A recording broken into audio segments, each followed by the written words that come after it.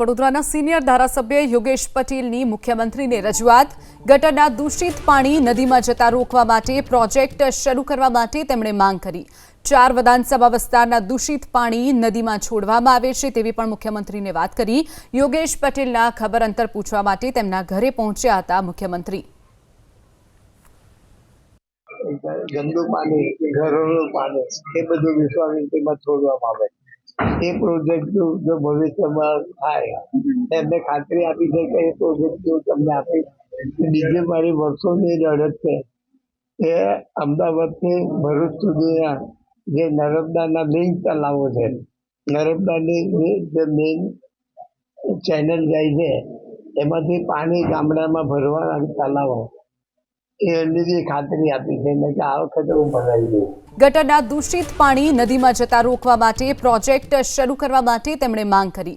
4 વિધાનસભા વિસ્તારના દૂષિત પાણી નદીમાં છોડવામાં આવે છે તેવી પણ મુખ્યમંત્રીને વાત કરી। યોગેશ પટેલના ખબર અંતર પૂછવા માટે તેમના ઘરે પહોંચ્યા હતા મુખ્યમંત્રી।